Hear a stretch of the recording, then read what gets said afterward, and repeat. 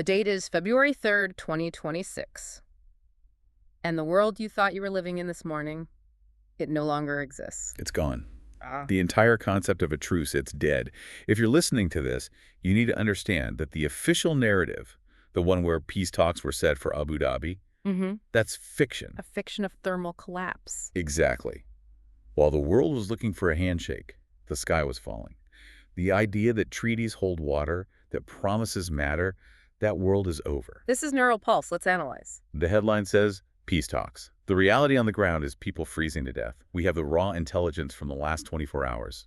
Lay it out for us. The numbers are definitive. Between the night of February 2nd and the early hours of today, the energy truce brokered by President Trump was completely violated. Wow. A coordinated Russian strike. We are tracking approximately 450 attack drones and 70 missiles, some with ballistic trajectories. And the environmental data, because that's the variable that truly matters here. The timing was synchronized with an extreme weather event. Temperatures across Ukraine have dropped to nearly minus 20 degrees Celsius. Minus 20. And the targets. Not military fortifications. Yeah. The vectors were aimed at energy infrastructure and residential sectors. Kyiv, Kharkiv, Odessa, Sumy, Dnipro. So let's just interpret that single data point. Minus 20 degrees. You don't strike power grids at that temperature to win a battle. You do it to create a humanitarian catastrophe. This is what you've been calling kinetic diplomacy. It is. Standard warfare is about taking ground. Kinetic diplomacy. That's about taking leverage. Yeah. The Abu Dhabi talks are scheduled for tomorrow. February 4th and 5th. Right. Russia isn't breaking the truce to stop the talks. They're breaking it to own the talks. They're freezing civilians to say, sign our paper or your population dies. This is the new baseline.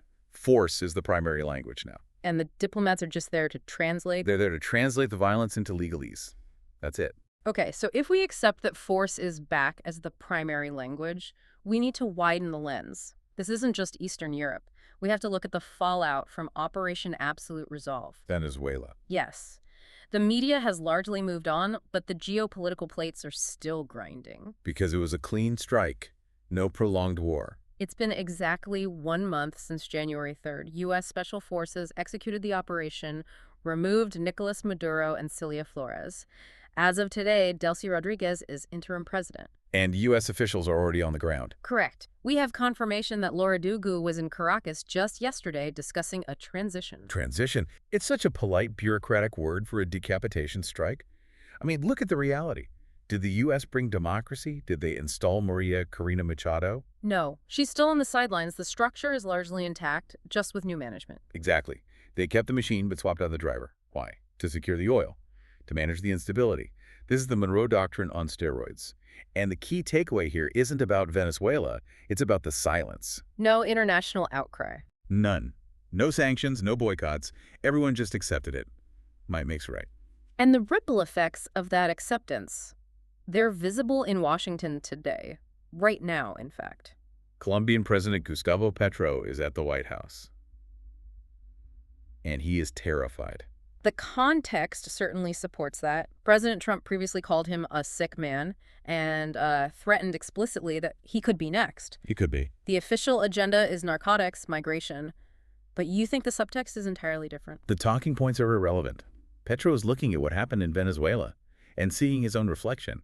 He's a leftist leader, a former guerrilla, in a region where the U.S. just proved it will physically remove a head of state. He's not there to negotiate. He's there to show fealty. He's there to kiss the ring.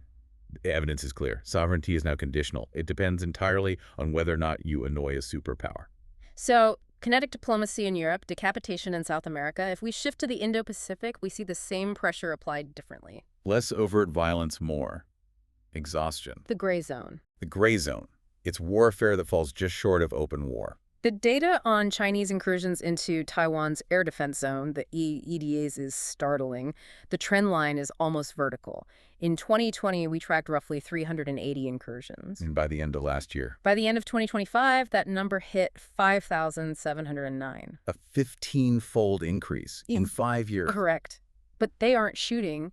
They fly in, Taiwan scrambles jets, and then they leave. What is the strategic game? It's not a drill. It's the war itself. People are waiting for an invasion, for ships on the beaches. They're missing the war that's already happening. It's a resource drain. It's exhaustion warfare. Think about the mechanics. Every single time a Chinese jet crosses that line, Taiwan has to react. They burn fuel, they stress their airframe, shortening their lifespan. They exhaust their pilots. It's a stress test that never, ever ends. The system breaks under the constant pressure. It's the same lesson. Ukraine, Venezuela, Taiwan. The safety net of the status quo is gone. Which brings us to the pivot. We've established the macro breakdown. But how does this transfer to the individual? The listener's thinking, I'm not the president of Colombia. Right, but the fragility has already breached the financial firewall. And this is where you need to stop looking at maps and start looking at your bank account. Let's start with what the markets are calling the Warsh shock. Kevin Warsh nominated for Fed chair. A controversial move, Yeah. and the markets are reacting with extreme volatility. They can't price in his intentions. Is he a hawk who will tighten money, or a political loyalist who will print for the administration? And this uncertainty is poison. Where did it hit hardest? Precious metals. The reaction was violent. Silver crashed 31%, then rebounded 14.3% in a single session. A 31% crash in a Tier 1 asset isn't a correction. It's a cardiac event. So for the listener who isn't trading commodities, explain why a crash in silver matters to them. Because silver and gold are barometers of trust. Trust in the currency. The Federal Reserve is supposed to be the guardian of the dollar in your pocket. It's supposed to be boring. Now it's seen as a political weapon. So the system is convulsing. Precisely. The market doesn't know what your dollar will be worth next week, and that panic is showing up in the metals. It's a signal that the risk-free rate is no longer risk-free. And it's not just the dollar. The yen is facing an even more acute crisis. Japan is the canary in the coal mine for currency collapse. Prime Minister Sanae Takaichi, facing an election on February 8th, said, "A weak yen is an opportunity." The market took her at her word. And what happened? The yen immediately collapsed to 155 against the dollar. Her own finance minister had to publicly intervene to try and stop the bleeding. Think about that. A single sentence from one leader devalued the life savings of an entire nation overnight. But her argument was that a weak currency helps exporters. It's good for the economy. It's good for Toyota. It's not good for the retiree in Tokyo buying imported food. Governments are desperate. They will sacrifice the purchasing power of their own citizens to save the system. The state will sacrifice you. We're seeing a similar contraction in China, which reinforces this trend of global fear. The middle-class illusion is shattering. European luxury stocks dash LVMH, Kering, they're crashing. The data indicates that Chinese consumer demand has effectively evaporated. And when the Chinese middle class stops buying handbags, it's not because they suddenly don't want them. It's because they are terrified. They see the writing on the wall. They're hoarding resources. They're shifting from lifestyle mode to survival mode. So the question for you, the listener, is why aren't you? If they see what's coming and you're still planning a vacation, you are operating on obsolete data. And this threat is moving beyond financial assets to physical, even biological safety. The state is failing to protect borders and currencies, but the threat vector has now entered the cyber-physical domain. This is what I call the assassin's blade. It cuts deeper than your wallet.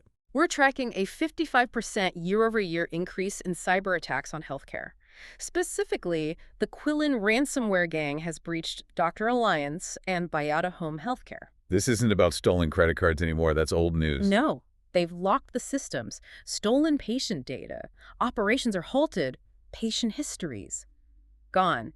Doctors can't see allergies, prescriptions, surgical notes. They are holding your health hostage. Think about that. When the hospital gets hacked, the police can't help you. An ambulance can't come if its dispatch system is encrypted. The most basic social contract that if you get hurt, the system will care for you is broken. This brings us to a final data point, which illustrates a total abandonment of all safety nets. The Sahel. The death of ideology. A massive ISIS attack on the airport in Niamey, Niger. A direct assault on the state, but it's the U.S. response that's so telling. A complete policy reversal. Instead of isolating the military juntas in Niger and Mali, the U.S. is now pivoting to work with them. The objective is simply to counter Russia and the Wagner Group. Let's be very clear. The U.S. preached democracy in Africa for years. Now, to survive, they are shaking hands with dictators. They are abandoning the moral high ground to secure a strategic one. It's pragmatism, realism over idealism. It's a survival mechanism. And that is the ultimate lesson. If the U.S. government will abandon its core values just to survive in this new world, what makes you think it won't abandon you? The implication being the safety net is an illusion. It's worse than an illusion. It's a trap. You're waiting for a savior that has already left. The energy truce didn't save civilians from freezing. The Fed isn't saving your savings, it's gambling with them. The hospital can't save your life if a gang in Russia locks its computers. So the breakdown is systemic, from treaties down to healthcare. Correct. The era of outsourcing your survival is over. We've spent 30 years in a period of stability where we could pay other people to handle our safety, our money, our health. That period ended today, February 3rd, 2026. The evidence suggests a mandatory shift to self-reliance, but what does that actually mean? Self-reliance is too soft. It requires a complete shift in mindset. No one is coming to save you. When the currency fails or the grid breaks, the only government left is you. You become your own central bank, your own defense minister. Yes, you hold assets that don't depend on the political promise. You secure your own home. You build local networks that don't rely on the internet. Stop asking, what will they do? Stop looking to the White House or the Kremlin. Ask, what will I do? Are you a victim or a provider? Are you a victim waiting to happen, clutching a currency that's dissolving? Or are you a warlord of your own life? The vacuum is here. The noise you hear, the drones in Kyiv, the panic in Tokyo, that is the sound of the old world being torn away. The data indicates the shift is irreversible. Interpret the silence accordingly. The only thing that works is what you control. This has been Neural Pulse. Clarity in a complex world. Decide your move.